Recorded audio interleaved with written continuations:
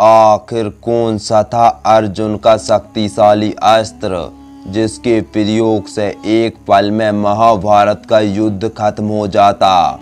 महाभारत का युद्ध जीतने के लिए अर्जुन ने भगवान शिव की घोर तपस्या की थी। अर्जुन भगवान शिव से सबसे शक्तिशाली अस्त्र प्राप्त करना चाहते थे। महादेव का अस्त्र इतना घातक था जिसके प्रयोग से सृष्टि का नाश हो सकता था। इस अस्त्र को पाने के लिए अर्जुन को महादेव से युद्ध करना पड़ा था। लेकिन सवाल यह उठता है कि आखिर कौन सा था महादेव का शक्तिशाली अस्त्र। आइए विस्तार से जानते हैं और वीडियो को अंत तक जरूर देखें। महाभारत का युद्ध जब आरंभ हुआ था तो अर्जुन जानते थे कि युद्ध कोई मामूली युद्ध नहीं है।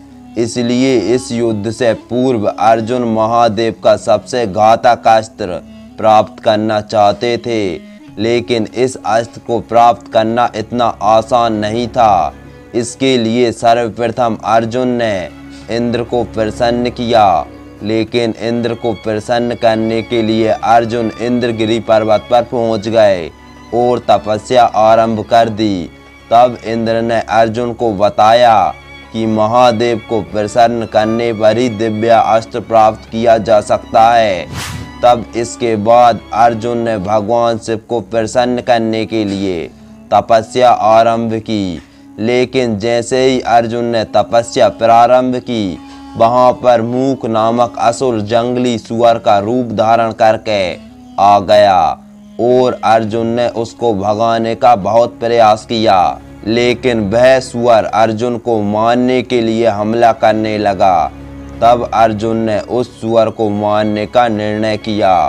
फिर अर्जुन ने सुअर को मारने के लिए जैसे ही धनुष पर बाण चढ़ाया, वहां एक वनवासी आ गया जिसने अर्जुन को बाण चलाने से रोक दिया।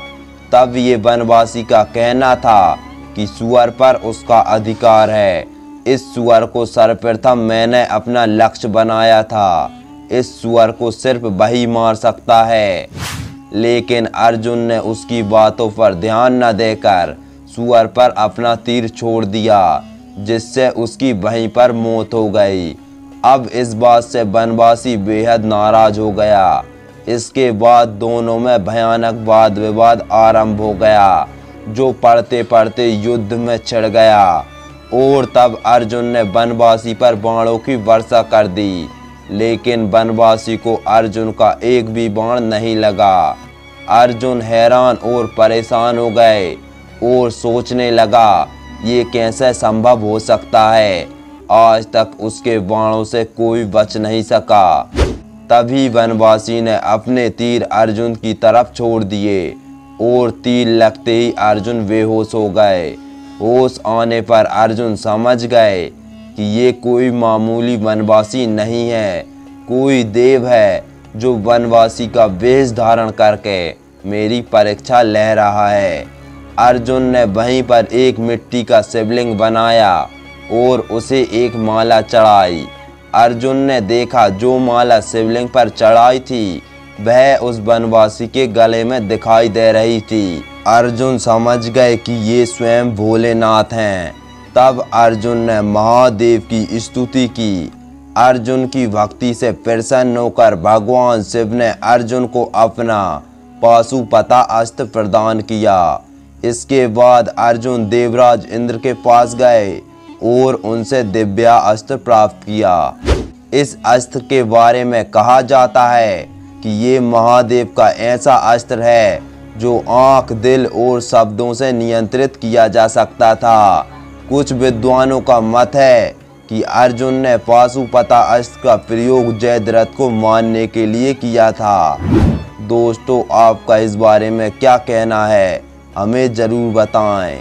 और यदि आपको हमारी वीडियो पसंद आते हैं तो चैनल सब्सक्राइब अवश्य करें और देखते रहिए इनक्रीज माइंड।